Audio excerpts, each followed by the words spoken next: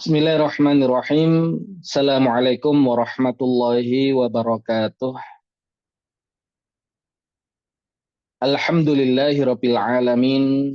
Wassalatu wassalamu ala asyrafil anbiya'i wal mursalin Muhammadin wa ala alihi wa ashabi ajma'in, amma ba'd.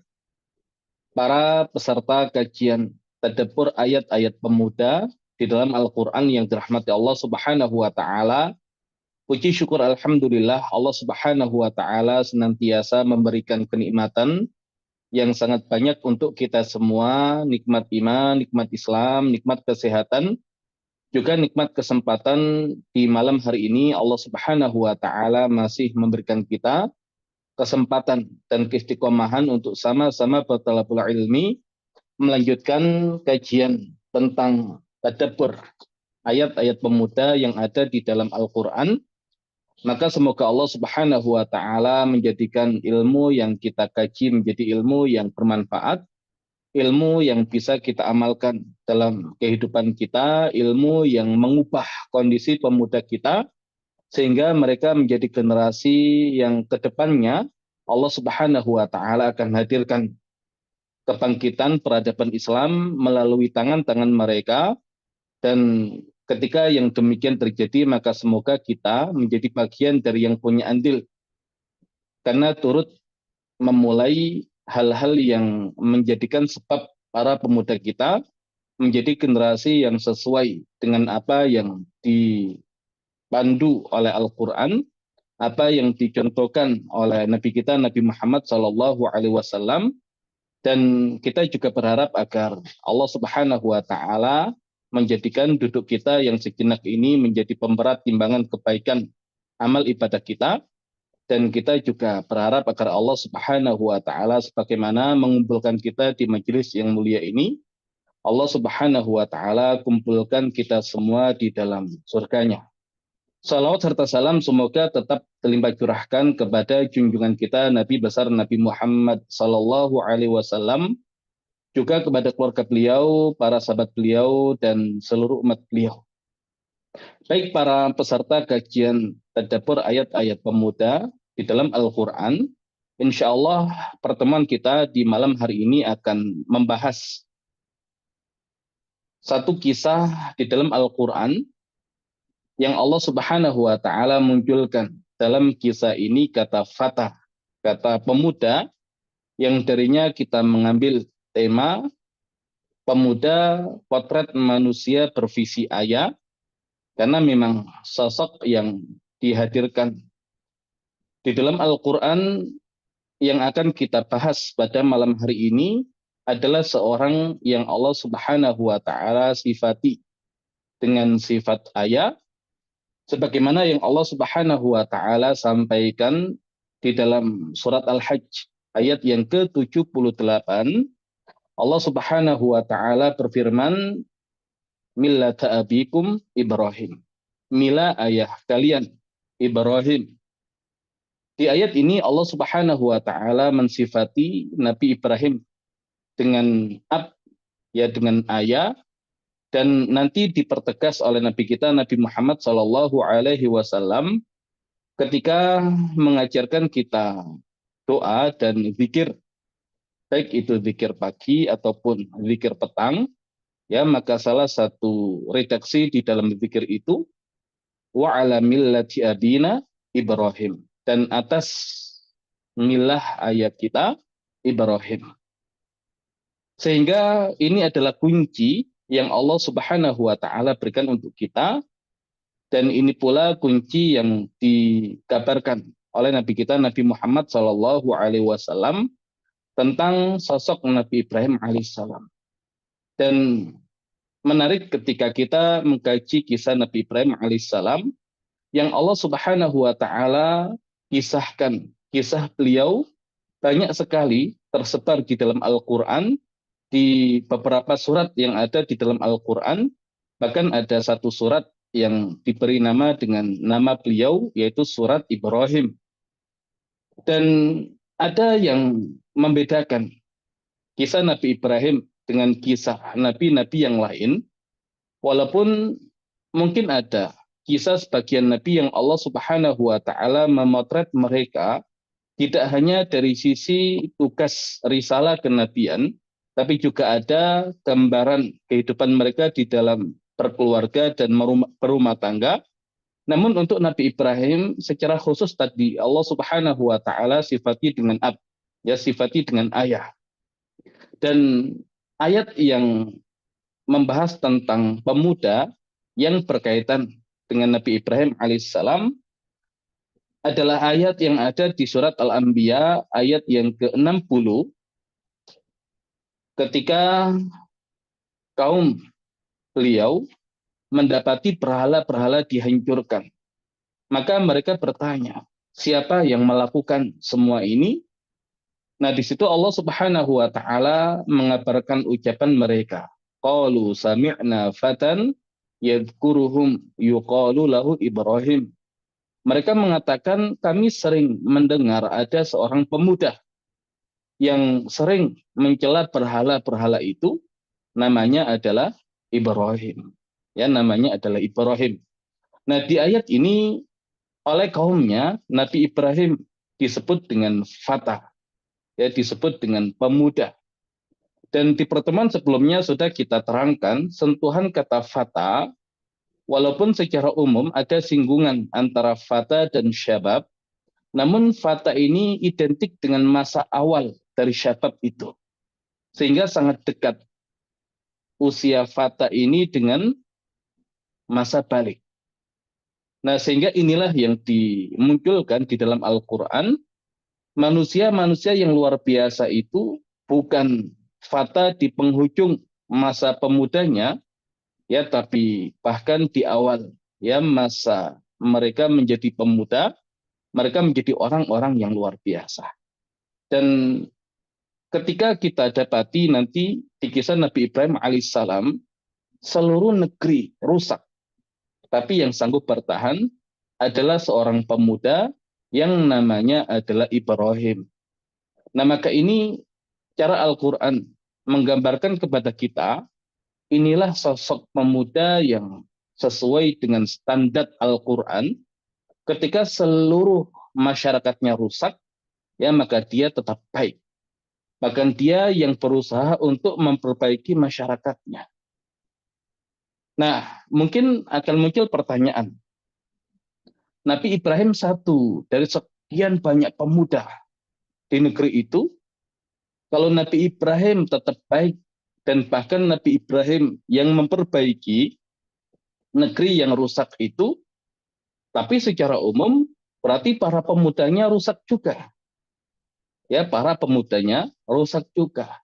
Nah, sehingga dari pertanyaan itu, kemudian kita akan menghasilkan pertanyaan lanjutan, lantas apa yang membedakan Nabi Ibrahim dengan pemuda-pemuda yang lain di saat mereka rusak? Nabi Ibrahim justru masih baik dan bahkan mencoba untuk memperbaiki masyarakatnya. Nah, maka inilah kunci kenapa Nabi Ibrahim menjadi sosok pemuda yang luar biasa di saat pemuda-pemuda yang lain, di saat manusia-manusia yang lain, mereka jatuh ke dalam kerusakan, jatuh ke dalam kekafiran dan kemusyrikan, namun justru Nabi Ibrahim alaihissalam seorang pemuda yang tetap teguh memegang ketauhidan. Dan kuncinya adalah Nabi Ibrahim adalah sosok ayah. Ya, Nabi Ibrahim adalah sosok ayah. Nah, bagaimana memahami yang demikian? Nah, inilah pentingnya kita memiliki alat dan perangkat yang cukup untuk menggali apa yang ada di dalam Al-Quran. Ya, karena Al-Quran itu ibarat lautan. Walaupun jelas di dalam Al-Quran Allah gambarkan lebih dari lautan, ya, tapi seandainya Al-Quran kita gambarkan seperti lautan, maka seseorang mendapatkan air dari lautan itu tergantung pada alat yang dia miliki. Kalau seseorang itu mengambil hanya dengan telapak tangannya, sebanyak itu yang dia dapatkan. Tapi semakin seseorang memiliki perangkat, yang cukup, maka semakin banyak yang bisa diambil ya dari samudra ilmu yang luas yang terkandung di dalam Al-Qur'an. Dan salah satu petunjuk yang ada di dalam Al-Qur'an adalah berkaitan dengan kisah. Makanya dikatakan di dalam Al-Qur'an, faqsusil qasasa la'allahum yatafakkarun. Maka kisahkan kisah itu agar mereka berpikir. Ya, jadi ketika kita mengkaji kisah, ujungnya adalah kita diminta oleh Allah Subhanahu wa taala untuk berpikir. Dan juga dikatakan inna fi qasasihim ibaratun liulil albab. Sesungguhnya di dalam kisah-kisah mereka ada ibarah, ada pelajaran. Tapi pelajaran itu khusus untuk siapa? Liulil albab. Untuk orang-orang yang punya pikiran yang mendalam. Ya, maka ketika kita mengkaji kisah Nabi Ibrahim yang Allah Subhanahu wa taala sifati dengan ya sifat ab, ya dikelari dengan gelar ayah. Ya, maka harus kita kumpulkan ya puzzle-puzzle penggalan-penggalan kisah beliau yang tersebar di surat-surat yang ada di dalam Al-Qur'an, dan Allah Subhanahu wa taala mengkisahkan kisah-kisah itu dan menempatkan di berbagai macam surat menyesuaikan dengan nuansa surat dan tema besar yang ada di dalam surat. Tapi kalau kita kumpulkan puzzle-puzzle itu akan membentuk satu kesatuan yang darinya kita mendapatkan gambaran yang utuh. Ya, khususnya tentang Nabi Ibrahim alaihissalam, sosok yang luar biasa, sosok yang di dalam Al-Quran disifati dengan uswah, suri tauladan. Ya, 3 kali kata uswah terulang di dalam Al-Quran, 2 diantaranya untuk Nabi Ibrahim alaihissalam. Dan ketika Allah Subhanahu wa taala mengisahkan beliau di surat Al-Baqarah yang temanya adalah kepemimpinan di muka bumi, maka Allah sebut kepemimpinan beliau berbeda dengan pemimpin-pemimpin yang lain. Ya, karena kadang Allah gunakan kata khalifah, kadang Allah gunakan kata malik. Tapi untuk Nabi Ibrahim, Allah sifati dengan imam. Dan kita tahu namanya imam itu ya jelas ada makmumnya. Maka siapa makmumnya? Nah, harusnya kita ini adalah makmum dari Nabi Ibrahim alaihissalam yang Allah Subhanahu wa taala jadikan uswah, jadikan suri tauladan yang kisahnya banyak dikisahkan di dalam Al-Qur'an, dan satu kunci untuk menggali tentang kisah kehidupan beliau adalah gelar ayah yang Allah Subhanahu wa taala sematkan ya untuk beliau. Nah, di dalam Al-Qur'an ayat ini kadang diistilahkan dengan beberapa istilah. Ada ab dan ada walid. Nah, bedanya apa ab dan walid? Kalau ab akar katanya adalah ubuwah. Kalau walid akar katanya adalah wiladah. Kalau wiladah kaitannya dengan masalah kelahiran. Maka seseorang yang memiliki anak secara biologis, maka dia adalah walid. Ya, dia adalah walid. Adapun perempuan dinamakan walidah. Tapi kalau kaitannya dengan pendidikan, ya maka seseorang itu disebut dengan ab. Ya, kalau perempuan disebut dengan Dan secara bahasa yang terkandung di dalam kata ab atau al-ubuwah adalah al-qasdu wa tahayyu'u. Al-qasdu wa tahayyu'u. Al-qasdu arah tujuan, ya maksud, ya arah tujuan, wa tahayyu'u dan kesiapan. Ya, jadi seseorang yang digelari ab itu dia memiliki al-qasdu, dia tahu arah tujuan, dan dia memiliki at-tahayyu, kesiapan, karena dia mempersiapkan dirinya.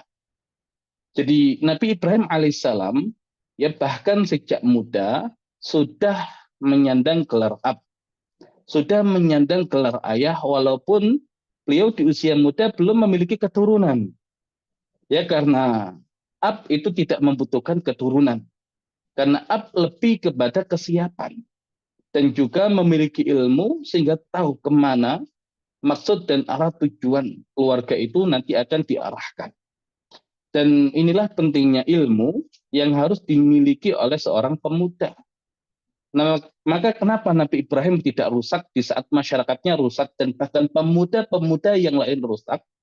Karena Nabi Ibrahim memiliki visi sebagai seorang ayah, memiliki ilmu bagaimana menjadi seorang ayah, dan itu sudah dimiliki oleh beliau sejak usia yang masih sangat muda. Nah, makanya pelajarannya apa? Ya, pelajarannya apa? Kalau kita ingin menjaga generasi kita, bahkan ketika lingkungannya itu rusak, bahkan pemuda-pemuda yang lain itu rusak, maka ajarkan ilmu kepada mereka bagaimana menjadi seorang ab, bagaimana menjadi seorang ayah. Sehingga mereka ketika memiliki ilmu dan visi sebagai seorang ayah, ya tidak mungkin seorang yang memiliki ilmu dan visi sebagai seorang ayah menjadi seseorang yang rusak dan merusak. Ya tidak mungkin. Ya karena yang memiliki visi ayah itu yang ada adalah dia memperbaiki kerusakan dan selalu menjaga dirinya agar tidak eh, terjatuh pada kerusakan itu. Dan itu yang ada pada diri Nabi Ibrahim alaihissalam. Nah makanya ketika kemarin kita menjelaskan konsep pendidikan ideal di dalam Islam itu adalah ketika balik dia siap untuk menikah. Nah siap untuk menikah, salah satu faktor yang harus dimiliki adalah ilmu. Berarti dia menjadi suami itu bukan karena telanjur menikah. Ya, pemudi menjadi istri bukan karena telanjur menikah, tapi mereka menjadi suami karena memang punya ilmu bagaimana menjadi seorang suami, menjadi istri karena punya ilmu bagaimana menjadi seorang istri. Dan otomatis setelah menjadi suami, setelah menjadi istri, ya maka dalam waktu yang sama mereka juga mempersiapkan diri mereka untuk menjadi seorang ayah dan yang perempuan menjadi seorang ibu. Ya bukan menjadi ayah karena telanjur punya anak, menjadi ibu karena telanjur punya anak. Nah ini yang perlu dipahami. Nah sehingga sebelum balik ilmu itu sudah harus diajarkan. Ya sehingga ketika mereka balik mereka berada di fase kekuatan yang disertai kematangan dan tidak ada sesuatu yang kuat kecuali sebelumnya itu dipersiapkan agar dari fase lemah naik ke fase kuat dan tidak ada kematangan kalau tidak ada persiapan dari kekuatan dipersiapkan terus sampai ke titik kematangan. Nah, sehingga kenapa 5 fase dari kehidupan manusia penting untuk kita terangkan. Jadi bukan kemudian diperpanjang masa pembelajarannya, sehingga kematangannya pun sengaja dihambat, sengaja diperpanjang, diperlama. Tidak demikian. Ya tetap sesuai standar Al-Quran, ya tapi dimatangkan, ya sesuai pada waktunya. Nah, ketika matang saat usia balik, mau lingkungan rusak seperti apapun, ya dia tetap baik dan bahkan dia akan berusaha untuk memperbaiki lingkungan yang rusak itu. Dan ini yang terjadi pada diri Nabi Ibrahim alaihissalam. Nah, ketika seseorang itu sudah sampai visi menjadi seorang ayah, otomatis yang ada di bawahnya sudah dia kuasai. Ya menjadi ayah itu ya berarti dia sudah menguasai ilmu sebagai seorang suami. Dan bahkan untuk menjadi ayah dan suami yang baik, berarti dia pun ya sudah menguasai bagaimana menjadi anak yang baik. Ya karena dari anak yang baik itu, ya nanti dia tahu bagaimana cara mendidik anak agar menjadi anak yang baik. Dan salah satu hal yang perlu diperhatikan oleh seorang ayah itu adalah faktor lingkungan. Ya adalah faktor lingkungan. Karena untuk tumbuh kembang anak ya dibutuhkan tadi faktor lingkungan yang baik. Dan sangat pengaruh faktor lingkungan. Ya sangat pengaruh faktor lingkungan walaupun bukan faktor utama tapi sangat kuat pengaruhnya. Ya sehingga di dalam hadits yang sahih ketika Nabi kita Nabi Muhammad SAW mengkisahkan tentang pembunuh yang membunuh 99 orang, kemudian bertaubat dan bertanya kepada ahli ibadah, kepada rahib, apakah dia bisa bertaubat? Ketika dikatakan tidak bisa, dia bunuh rahib itu, ya sehingga lengkap, ya menjadi 100.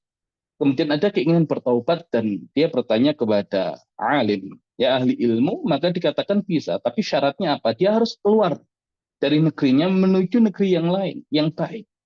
Karena ketika dia masih berada di lingkungan yang rusak, rusak juga dia. Ya rusak juga dia. Nah, ini yang menjadi perhatian Nabi Ibrahim. Jadi jauh sebelum beliau punya keturunan, ya salah satu yang beliau siapkan adalah lingkungan yang baik. Ya, jadi tempat tumbuh kembang yang baik. Dan yang paling kecil dari cakupan lingkungan itu adalah lingkungan keluarga. Ya, lingkungan keluarga. Nah, maka diusahakan di dalam keluarga itu semua anggota keluarga adalah orang-orang beriman. Ya, adalah orang-orang beriman. Ya, karena ketika ya seorang anak ya terlebih di fase lemah, ya kelemahan yang kedua. Karena kelemahan yang pertama berada di dalam rahim ibu, kelemahan kedua ketika masih kecil, ya masih anak-anak, semakin dia besar, dia akan bersinggungan dengan anggota keluarganya. Nah, kalau ada anggota keluarga yang tidak beriman, maka yang demikian itu punya potensi yang merusak anak tersebut. Nah, sehingga Nabi Ibrahim ya memiliki anggota keluarga yang tidak beriman. Yang dalam hal ini adalah Azar, ya beliau, ayah beliau. Terlepas apakah Azar ini ayah kandung ataukah Azar ini paman yang merawat beliau, yang mengasuh beliau, ya tapi ya Azar ini adalah ya dari Nabi Ibrahim alaihissalam. Nah, Allah Subhanahu wa taala mengisahkan dialog Nabi Ibrahim dengan Azar di satu surat, yang surat ini tema besarnya adalah rahmat, ya kasih sayang. Maka Allah cuplik kasih sayang seorang anak kepada orang tua yang telah mengasuh dia, bahkan walaupun orang tuanya adalah seorang yang musyrik, seorang yang kafir. Dan surat yang dimaksud adalah surat Maryam. Ya, karena surat Maryam tema besarnya adalah rahmat atau kasih sayang. Bahkan sejak awal ketika mengisahkan tentang Nabi Zakaria, dzikru rahmati rabbika 'abdahu Zakaria. Ya disebut kata rahmat, kasih sayang. Nah, sehingga Allah Subhanahu wa taala mengisahkan kasih sayang Nabi Ibrahim kepada sang ayah yaitu Azar. Ya, dalam hal ini walaupun ayahnya tidak beriman, tapi Nabi Ibrahim ingin kebaikan buat ayahnya, sehingga Nabi Ibrahim mendakwai sang ayah berharap ya ayahnya menjadi seorang yang beriman. Nah, Allah Subhanahu wa taala mengisahkan yang demikian di surat Maryam ayat yang ke-41, dan ayat-ayat yang selanjutnya itu berbicara tentang dialog Nabi Ibrahim dengan Azar. Allah Subhanahu wa taala berfirman, "Wadhkur fil kitabi Ibrahim innahu kana siddiqan nabiyya." Diawali dengan penjelasan tentang kisah Nabi Ibrahim, di mana beliau adalah seorang yang siddiq dan seorang nabi. Dalam hal apa? Nabi Shallallahu Alaihi Wasallam diperintahkan untuk mengingat kisah Nabi Ibrahim.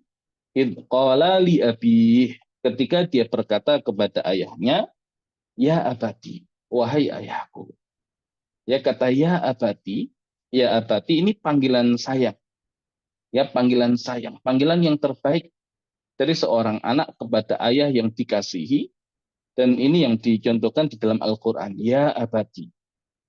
Lima ta'budu ma la yasma'u wa la yubsiru wa la yughni 'anka syai'a, wahai ayah. Kenapa engkau beribadah kepada apa yang tidak bisa mendengar, tidak bisa melihat, dan tidak memberikan manfaat apapun?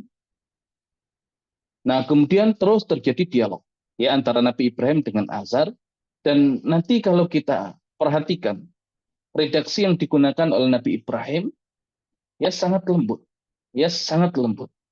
Ya tidak ada kalimat-kalimat yang kasar, Yang ada adalah kelembutan, bahkan ketika menyebut nama Allah Subhanahu wa taala, yang disebutkan, yang dimunculkan adalah nama Ar-Rahman. Allah yang Maha Pemurah, ya Allah yang Maha Pengasih, Allah yang Maha Rahman, yang identik dengan kasih sayang. Ya, sehingga bahkan nanti ulama mengatakan ada dua thariqah dalam penyampaian. Ada thariqah Ibrahimiyah, ada thariqah Hudhudiyah. Ya, ada cara Ibrahim, ada cara Hudhud. Burung Hudhud itu ketika mengabarkan kabar kepada Nabi Sulaiman, redaksinya ya sedikit ya agak ada unsur kesombongan dan merendahkan. Ahattu bimalam tuhibbih. Aku menguasai ilmu, ya meliputi eh, pengetahuan yang kamu tidak meliputi pengetahuanmu tentang itu. Ya, jadi merasa tahu dan merendahkan lawan bicara. Ya, tapi ya lagi-lagi hudhud ghairu mukallaf. Ya, karena hudhud itu burung. Ya, wajar. Ya, terlebih dia merasa yang demikian, ya merasa yang demikian untuk bisa melepaskan dirinya dari ya ancaman Nabi Sulaiman kalau ya sampai dia tidak memberikan informasi yang eh, bisa dijadikan uzur, yang ada dibunuh atau disiksa dengan siksaan yang sangat pedih. Maka bahasanya seperti itu. Dan bisa jadi Hudhud ini juga terpengaruh dengan Nabi Sulaiman, yang memang Nabi Sulaiman secara pembahasan begitu luar biasa, ya untuk menundukkan bangsa jin bahkan setan agar mereka tidak berbuat macam-macam dalam kekuasaan Nabi Sulaiman. Terpengaruh, ya. Jadi Hudhud itu secara bahasa terpengaruh dengan Nabi Sulaiman.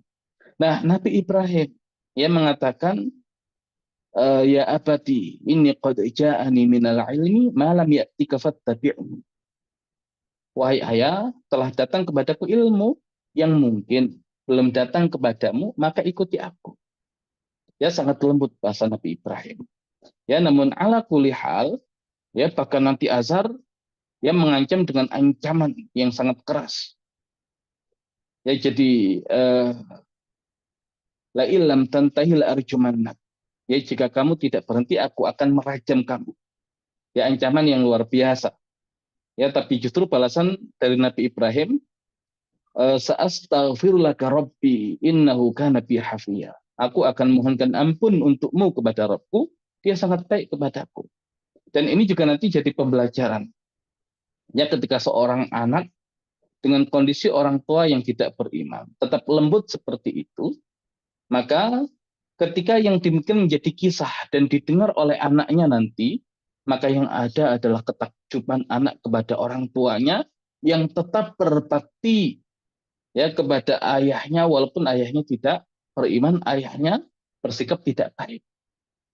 Ya, kepada orang tua yang tidak baik saja seperti itu sikapnya. Nah, bagaimana dengan anaknya yang orang tuanya baik? Pasti akan menjadi anak yang baik. Nah, ala kulli hal, dan ini skala yang terkecil yang coba diperbaiki oleh Nabi Ibrahim, yang Nabi Ibrahim ini adalah seorang yang bervisi ayah, mencoba untuk menyiapkan lingkungan yang baik. Ya, ternyata qadarullah. Ya, qadarullah, ya Azhar tidak beriman, berarti di dalam rumah Nabi Ibrahim ini ada keluarga yang tidak beriman. Dan kalau merujuk kepada kisah yang sebelumnya, yaitu kisah Nabi Nuh alaihissalam yang hidup ya sebelum masa Nabi Ibrahim, dan biasanya kalau Nabi atau Rasul itu pasti Allah akan kisahkan kisah-kisah Nabi dan Rasul sebelumnya sebagai pembelajaran. Nabi Nuh alaihissalam itu istrinya kafir, ya istrinya kafir.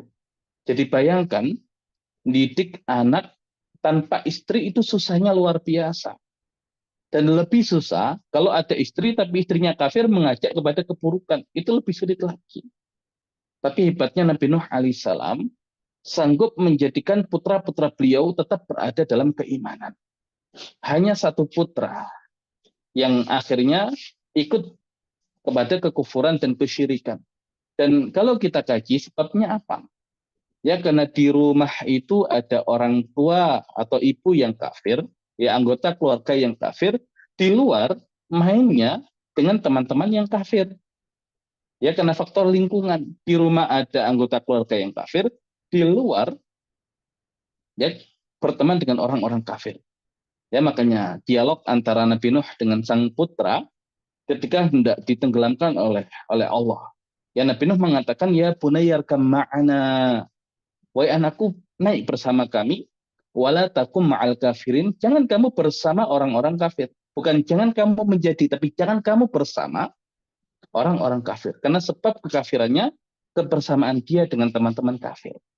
Nah, berarti ketika Nabi Ibrahim itu mendapati anggota keluarganya ada yang tidak beriman, berarti lingkungan harus diamankan.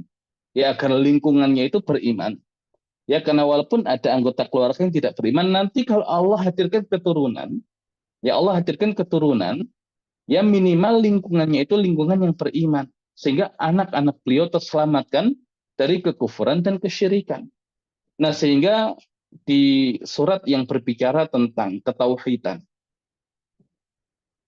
dan surat yang menjelaskan tentang kesesatan dari kesyirikan, yaitu surat Al-An'am, Allah Subhanahu wa taala kisahkan penggalan dakwah Nabi Ibrahim ketika berdialog dengan kaumnya.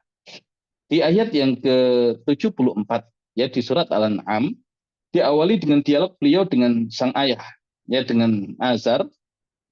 Ya, walaupun ya kita tahu ujungnya Azar tidak beriman. Wa idh qala Ibrahimu li abihi Azar. Dan ingatlah ketika Ibrahim berkata kepada ayahnya Azar, atattakhidhu asnaman aliha, apakah kamu menjadikan asnam, patung-patung alihah menjadi tuhan-tuhan? Inni araka wa qaumaka fi dhalalim mubin. Sesungguhnya aku melihatmu dan kaummu berada di dalam kesesatan yang nyata. Nah, kemudian di situ akhirnya Nabi Ibrahim alaihissalam mendakwahi kaumnya. Maka dialog Nabi Ibrahim dengan kaumnya ketika melihat benda-benda yang ada di angkasa. Diawali dengan Nabi Ibrahim melihat kaukab. Ya, kaukab itu planet. Ya, di malam hari planet pun ya bersinar. Ya, ketika terbenam, ya kemudian Nabi Ibrahim mengatakan, la uhibbul afilin, aku tidak suka pada sesuatu yang terbenam. Kemudian ketika melihat bulan, ya sebetulnya beliau tidak mengatakan ini Tuhanku, tapi lebih kepada pertanyaan, hadza rabbi, apakah ini Tuhanku? Dan seandainya pun dikatakan perkataan ini Tuhanku, lebih kepada meluruskan cara berpikir kaumnya. Bukan Nabi Ibrahim itu sedang mencari Tuhan. Ya, tidak demikian. Ya, Nabi Ibrahim itu tidak pernah mencari Tuhan. Ya, sehingga bahkan mengklaim benda angkasa itu sebagai Tuhannya karena sedang mencari. Ya, makanya di surat yang tema besarnya adalah kenikmatan, yaitu di surat An-Nahl, Allah menjelaskan tentang Nabi Ibrahim sebagai pembanding dari satu negeri yang Allah berikan kenikmatan tapi kufur. Ya, tapi Nabi Ibrahim satu orang syukur. Ya, sehingga Allah Subhanahu wa taala berfirman, "Inna Ibrahim kana ummatan qanitan lillah hanifan wa lam yakun minal musyrikin." Sesungguhnya Ibrahim itu ummatan, adalah ummah, diartikan imam, pemimpin. Ya, jadi bayangkan sosok Nabi Ibrahim, manusia bervisi ayah. Oleh kaumnya dibilang fata, pemuda, ya mungkin bahasa kita ya anak kemarin sore, karena masih muda sekali. Tapi Al-Quran mengatakan ummah, ini levelnya satu umat. Imam, ya pemimpin, qanitan lillah, dia patuh kepada Allah, hanifan, ya lurus agamanya, walam yaku minal musyrikin, bukan termasuk ke dalam golongan orang-orang musyrik. Aslinya walam yakun, tapi nunnya dihapus oleh Allah. Seolah Allah ingin mengatakan kepada kita, kalau di dalam pikiran kalian Ibrahim itu pernah syirik, pernah mencari Tuhan, buang. Ya seperti aku, kata Allah, ya membuang nun di walam yaku minal musyrikin syakiron li an'umih, dia bersyukur kepada nikmat-nikmatnya. Ijtabahu wahadahu ila sirati mustaqim, dia dipilih dan diberikan petunjuk kepada jalan yang lurus. Nah, sehingga ketika melihat bulan, beliau mengatakan hadza rabbi, apakah ini Tuhanku, atau hadza rabbi tapi lebih kepada meluruskan cara berpikir kaumnya. Nah, lihat ya, ketika beliau melihat bulan itu terbenam, ya maka beliau mengatakan la illam yahdini rabbi la akunanna minal qaumidh dhalin. Jika Rabbku tidak memberikan petunjuk kepadaku, maka aku termasuk ke dalam golongan kaum yang sesat. Nah, Rabbnya siapa? Kan nggak mungkin bulan. Ya Allah. Tapi kalau tidak diberikan petunjuk, maka termasuk ke dalam golongan kaum yang sesat. Nah, ini sindiran untuk kaumnya. Yang mereka tidak mendapatkan petunjuk, berarti mereka kaum yang sesat. Nah, ketika melihat matahari ya terbit, sama pertanyaannya. Hadza Rabbi, hadza akbar. Apakah ini Rabbku? Ini lebih besar. Ya, ataupun kalau bukan pertanyaan, untuk meluruskan kaumnya. Ya, ujungnya apa? Ketika matahari terbenam, qala ya qaumi. Nah, bukti perkataan itu disampaikan di hadapan kaumnya. Qala ya qaumi. Bukan bicara sendiri, mencari Tuhan sendiri, bukan. Ya, tapi sedang dialog dengan kaumnya. Ini bari mimma tusyrikun. Sesungguhnya aku berlepas diri dari apa yang kalian persekutukan. Nah, ini dakwah Nabi Ibrahim ya kepada masyarakatnya, berharap ya agar masyarakatnya itu menjadi masyarakat yang beriman. Sehingga di rumah ada anggota keluarga yang kafir, tapi kalau lingkungannya lingkungan iman, ya insya Allah aman. Ya insya Allah aman. Nah, terus terjadi dialog antara Nabi Ibrahim dengan kaumnya, ya sampai kemudian Nabi Ibrahim alaihissalam di ayat yang ke-81 ya di surat Al-An'am, wa kaifa akhafu ma asyraktum. Bagaimana aku takut kepada apa yang kalian persekutukan, wala takhafuna annakum asyraktum billah. Tapi kalian tidak takut pada Allah disebabkan perbuatan syirik kalian. Malam yunazzil bi alaikum sultana, apa-apa yang tidak diturunkan sultan atas kalian, fa ayyul fariqaini ahaqqu bil aman. Maka kelompok manakah yang lebih layak merasa aman? In kuntum ta'lamun, jika kalian mengetahui. Ya, kelompok yang syirik atau kelompok yang berpegang pada tauhid. Harusnya yang berpegang pada tauhid ini yang Allah jamin keamanannya. Nah, sehingga di ayat yang ke-82 di surat Al-An'am, alladzina amanu walam yalbisu imanahum bidzulmin ulaika lahumul amnu wa hum muhtadun. Orang-orang yang beriman dan tidak mencampur adukkan keimanan mereka dengan kezaliman, bagi mereka keamanan, dan mereka adalah orang-orang yang mendapatkan petunjuk. Ya, jadi yang dibutuhkan oleh generasi, ya kalau nutrisi itu kan ada tiga. Ya, ada nutrisi untuk fisik, ada nutrisi untuk akal, dan ada nutrisi untuk jiwa. Ghidha'ul jasadi at-ta'am wasyarab. Nutrisi untuk fisik itu makanan dan minuman. Wa ghidha'ul aqli al-ilm. Dan nutrisi untuk akal itu adalah ilmu. Wa ghidha'u an-nafsi. Dan nutrisi untuk jiwa itu adalah al-iman, keimanan. Nah, maka yang paling aman atau yang paling diupayakan untuk mendapatkan keamanan jiwa dulu. Ya, dengan dijauhkan dari kesyirikan. Dan kesyirikan itu kebodohan. Maka asal orang itu bertauhid, ya orang itu beriman, berarti akalnya masih benar. Ya, akalnya masih benar, masih aman akalnya. Dan bahkan fisik, ya fisik akan mendapatkan keamanan. Ya, karena kalau negeri itu beriman, Allah jadikan negeri itu menjadi negeri yang diberkahi. Allah bukakan keberkahan dari bumi, dari langit. Ya, tapi kalau penduduk negeri itu tidak beriman, ya maka sangat dekat ya dengan siksaan, ya jauh dari keamanan. Nah, maka Nabi Ibrahim mengupayakan lingkungan iman. Karena lingkungan iman itu adalah lingkungan yang aman untuk jiwa, untuk akal, dan untuk fisik. Nah, ini upaya Nabi Ibrahim. Ya, jadi kenapa Nabi Ibrahim itu sekuat itu? Karena beliau adalah seorang yang punya al-qasdu, arah tujuan, seorang yang punya at-tahayyu'u, kesiapan. Kenapa bisa punya tujuan dan kesiapan? Karena memiliki ilmu. Nah, makanya pemuda kita itu bahkan sejak muda sudah harus disiapkan untuk menjadi seorang yang bervisi ayah. Nggak ada waktu main-main, yang ada adalah apa karya saya. Ya apa yang bisa saya upayakan? Ya untuk mendatangkan keturunan yang keturunan ini menjadi generasi yang luar biasa ke depannya. Ya, makanya kenapa beliau Allah pilih menjadi Abul Anbiya, ya keturunannya luar biasa.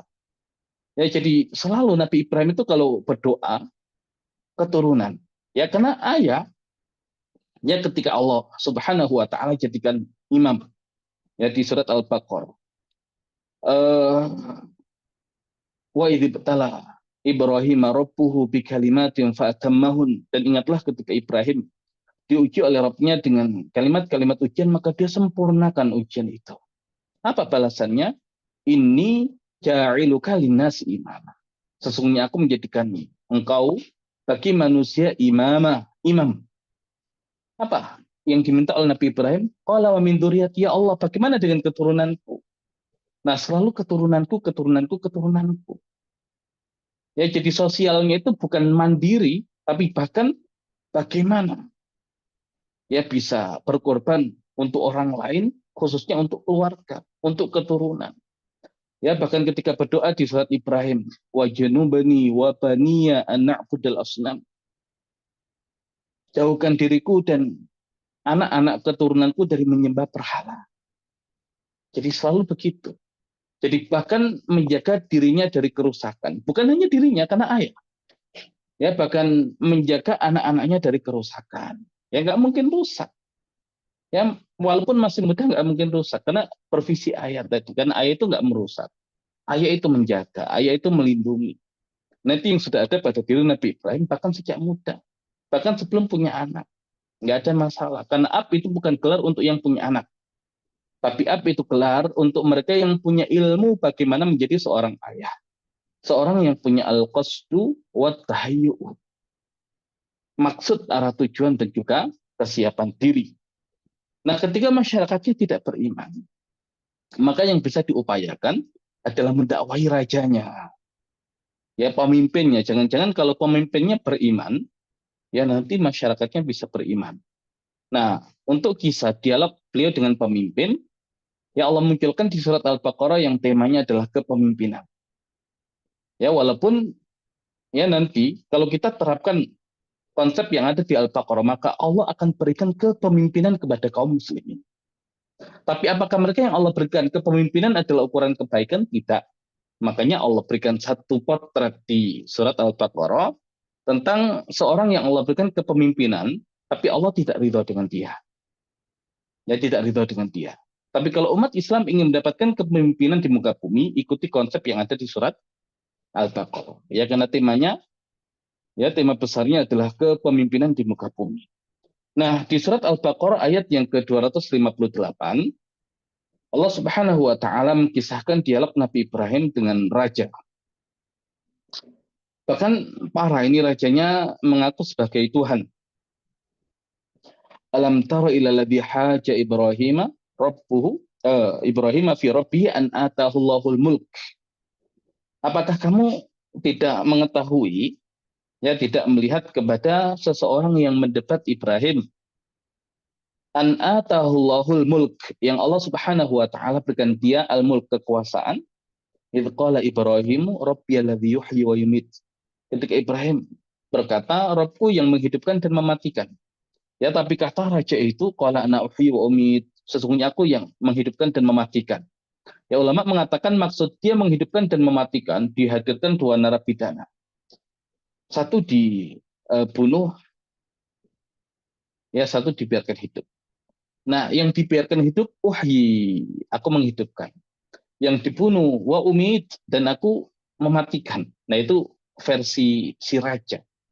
Tapi pemuda yang bervisi ayah itu cerdas. Ya gimana jadi ayah nggak cerdas? Harus cerdas. Ya, sehingga kalau harus debat bahkan dengan raja yang sesat ini, mudah untuk mematahkan argumentasinya. Ya, karena orang yang berpegang kepada keimanan, ketauhidan, itu pasti cerdas.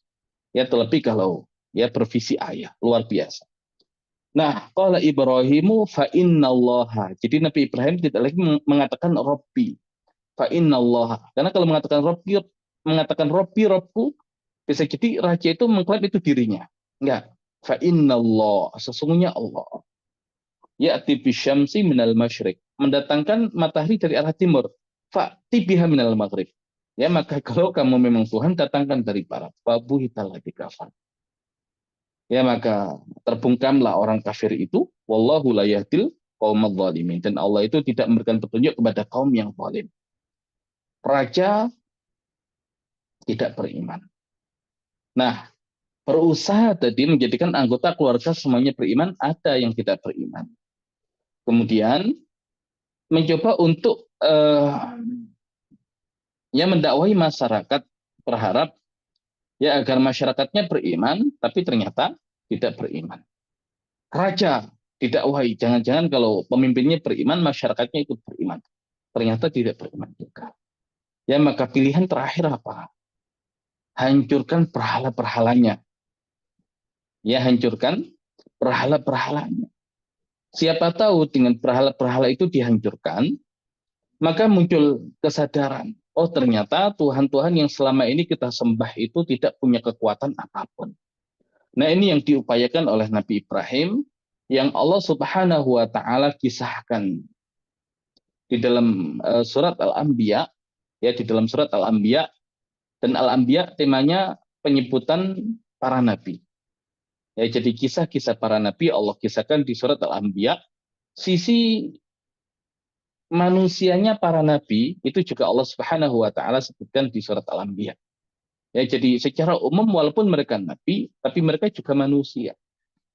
Ya, mereka juga manusia. Nah, dikisahkan di surat Al-Anbiya tentang yang diupayakan oleh Nabi Ibrahim untuk menghancurkan ya berhala-berhala itu. Nah, di ayat yang ke-57, walaupun sebelum-sebelumnya sudah dikisahkan, ya, tapi langsung kita cuplik di ayat yang ke-57. Wa tallahi laqidan asnamakum ba'da an tuwallu mudbirin.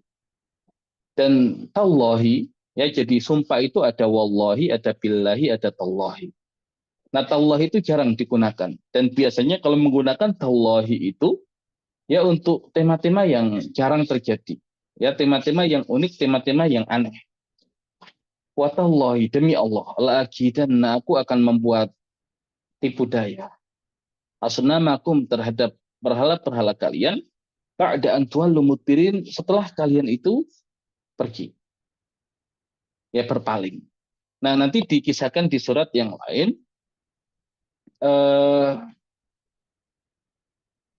jadi ketika mereka melihat bintang-bintang, artinya sudah waktunya hari raya. Ya, mereka mengajak Nabi Ibrahim ya untuk ikut merayakan. Kata beliau, ini sakin, aku sakit. Dan ini termasuk satu kebohongan yang diucapkan oleh Nabi Ibrahim, tapi hakikatnya bukan kebohongan sungguhan, tapi tauriah. Ya, karena seorang yang bervisi ayah, ketika melihat masyarakatnya rusak, padahal seorang ayah itu ingin lingkungan yang baik. Ya, ingin lingkungan yang beriman. Lah, tidak sakit seperti apa ketika melihat masyarakatnya malah menyembah bintang-bintang ataupun berhala-berhala. Nah, sehingga sudah ketika ya mereka berpaling, faja'alahum judadan illa kabiran lahum la'allahum ilaihi yarji'un. Ya, cerdasnya Nabi Ibrahim. Ya, seorang yang bervisi itu harus cerdas. Ya, jadi masih muda, tapi karena punya ilmu sudah disiapkan oleh Allah. Ya, karena menjadi ya cerdasnya luar biasa. Jadi kalau ya kita berharap anak-anak kita ya di usia muda itu cerdas, ya siapkan untuk menjadi seorang yang bervisi ayah. Dan bahkan sejak fata, sejak awal masa mudanya, bukan di penghujung, itu sudah kejauhan. Ya, sudah kejauhan mana karyanya kalau begitu. Ya, padahal tadi masa muda itu masa yang panjang, tapi kalau sejak awal sudah matang, sudah berprestasi, ya tinggal menunggu karya-karya yang selanjutnya yang bisa dihadirkan untuk peradaban umat manusia. Nah, Nabi Ibrahim menjadikan berhala-berhala itu hancur, illa gabiron, kecuali yang besar. Agar apa? Agar mereka ketika kembali itu nanyanya kepada yang besar. Nah, kemudian di ayat yang ke-59, qalu man fa'ala hadza bi alihatina innahu laminadh dhalimin. Mereka mengatakan, siapakah yang melakukan ini terhadap Tuhan-Tuhan kami? Sesungguhnya dia termasuk ke dalam golongan orang-orang yang zalim. Nah, baru yang tadi kita munculkan ada kata fata di ayat yang ke-60. Qalu sami'na fatan yadhkuruhum yuqalu lahu Ibrahim. Mereka mengatakan kami mendengar ada seorang pemuda yang suka mengejek mereka. Namanya Ibrahim. Ya, namanya Ibrahim. Nah, kemudian terjadi dialog yang luar biasa antara Nabi Ibrahim dengan mereka. Yang ujungnya apa? Mereka yang lemah akalnya itu kalau sudah kalah berdebat, kalah dialog, mainnya main kekerasan, ya main fisik. Ya, maka ujung-ujungnya mereka bersepakat untuk membakar Nabi Ibrahim. Nah, kemudian di sini Allah Subhanahu wa taala menyelamatkan Nabi Ibrahim. Di ayat yang ke-69, ketika Nabi Ibrahim dimasukkan ke dalam api, maka Allah mengatakan, "Qulna ya narukuni bardan wa salaman ala Ibrahim." Kami katakan, wahai api, jadilah kamu dingin dan keselamatan. Ya, ulama mengatakan, kenapa harus ada ala Ibrahim? Ya, karena kalau tidak ada ala Ibrahim, maka api itu akan hilang sifat panas dan membakarnya. Tapi ketika Allah batasi hanya ala Ibrahim, ya maka api itu tetap dengan karakter aslinya panas dan membakar. Ya, tapi khusus untuk Nabi Ibrahim, ya Allah jadikan bardan wa salaman ala Ibrahim. Nah, kemudian di ayat yang ke-71, ketika sudah Nabi Ibrahim itu sudah berusaha semaksimal mungkin, ya mulai mendakwahi anggota keluarganya tadi Azar, tidak beriman. Kemudian mendakwahi lingkungannya, tidak beriman juga. Mendakwahi rajanya, tidak beriman juga. Bahkan menghancurkan berhalanya, tidak beriman juga. Dan bahkan sampai dibakar, tadi Allah selamatkan, sudah tidak ada kesempatan ya untuk mengharapkan lingkungan yang seperti itu. Makanya nantinya Nabi Ibrahim pergi meninggalkan kampung halaman, ya di Irak, di Babilonia, di Mesopotamia, pergi dari negeri Irak. Nah, walaupun tidak kita dapati pengazaban negeri yang ditinggalkan oleh Nabi Ibrahim. Beda ketika kita mengkaji kisah-kisah Nabi yang lain, ya Rasul yang lain yang ketika mereka meninggalkan negerinya, meninggalkan kaumnya, Allah binasakan. Nah, seolah motivasi Nabi Ibrahim meninggalkan negerinya bukan mereka tidak bisa didakwahi. Mungkin saat ini nggak bisa. Tapi bisa jadi suatu saat akan Allah kirimkan Nabi yang mendakwahi mereka. Dan mereka beriman bisa jadi. Tapi kenapa Nabi Ibrahim pergi? Karena secara lingkungan sudah tidak ideal saat ini. Ya, maka Nabi Ibrahim ya ingin mencari lingkungan yang ideal, lingkungan yang beriman. Karena lingkungan yang beriman itu menghadirkan keamanan.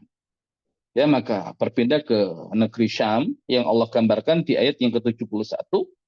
Wa najjaynahu wa lutan ilal ardi allati barakna fiha lil alamin. Dan najjaynahu, kami selamatkan dia, wa lutan, dan Lut, dikatakan Lut ini keponakan Nabi Ibrahim yang beriman.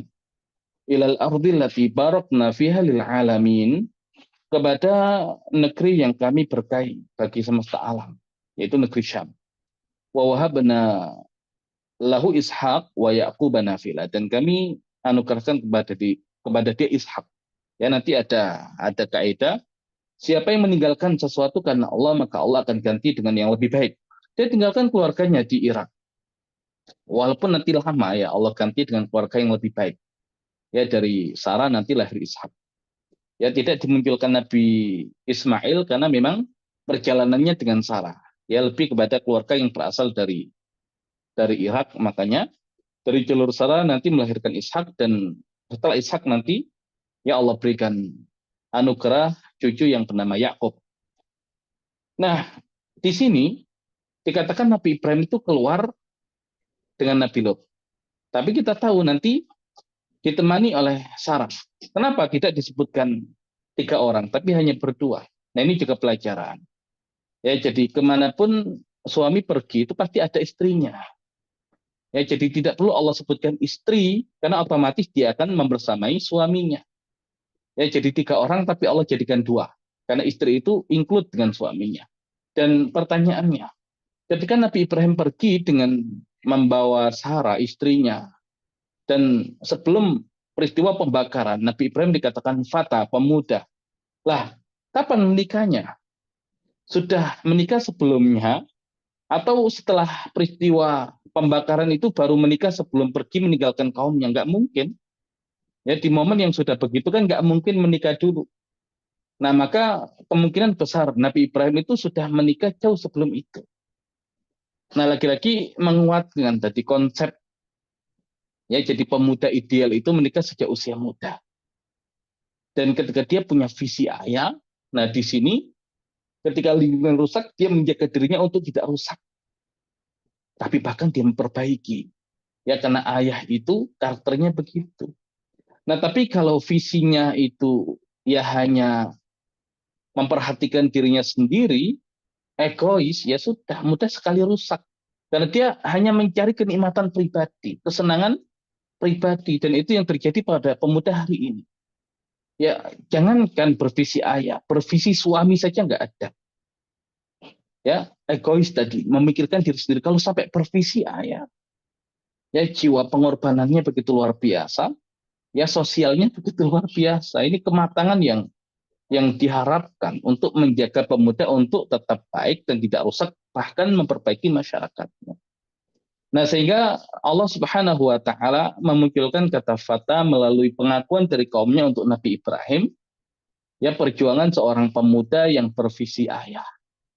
Dan inilah yang menjadikan Nabi Ibrahim berbeda dengan pemuda-pemuda yang lain. Jadi kalau kita katakan ya pemuda itu adalah yang tetap baik di saat masyarakatnya rusak. Tapi kan rusak juga pemuda yang lain.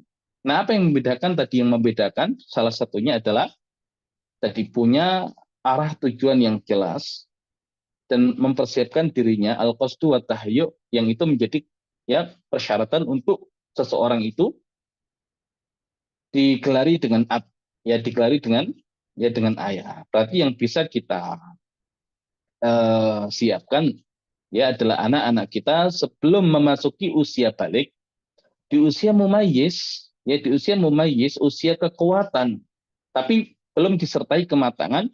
Nah, kita persiapkan ilmu-ilmu untuk menjadi suami, untuk menjadi istri diajarkan di situ. Ya, ilmu-ilmu untuk menjadi ayah dan ibu diajarkan di situ. Nah, sehingga ketika usianya balik, dia sudah punya ilmunya.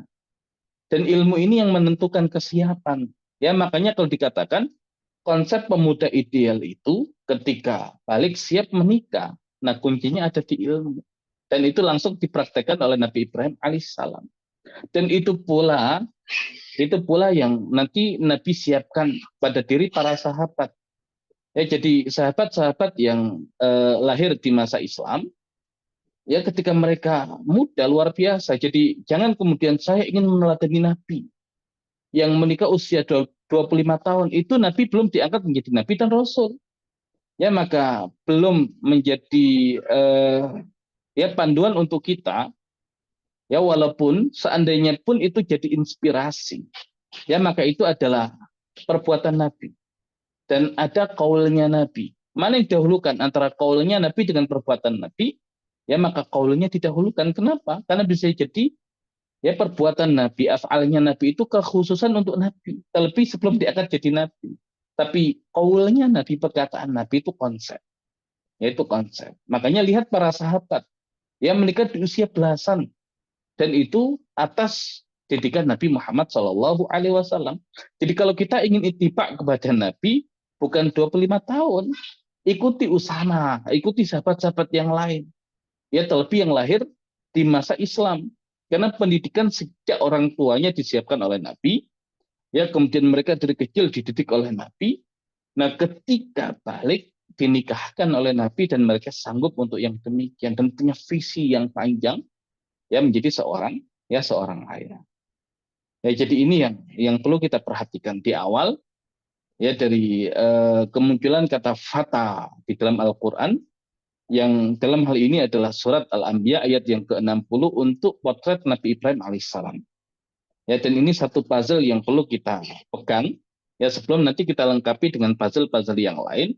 Ketika nanti terkumpul puzzle-puzzle itu kita akan punya gambaran yang utuh bagaimana potret pemuda ya sesuai dengan panduan Al-Qur'an yang secara umum konsepnya kita terangkan kemarin, tapi aplikasinya secara langsung dalam kehidupan, nah itu yang akan kita tadabburi di beberapa pertemuan ya ke depan, yaitu dengan mentadabburi ayat-ayat yang di dalamnya ada kata fata dengan semua variannya yang ada di dalam Al-Quran. Baik, insya Allah kita cukupkan untuk pembahasan fata yang pertama, yaitu kisah Nabi Ibrahim alaihissalam, pemuda potret manusia yang bervisi ayah.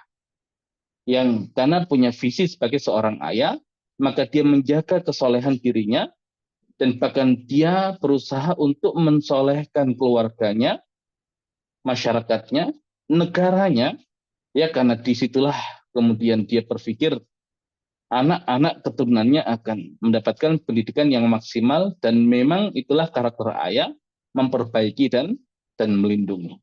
Demikian yang bisa disampaikan. Wallahu a'lam bishawab. Assalamualaikum warahmatullahi wabarakatuh.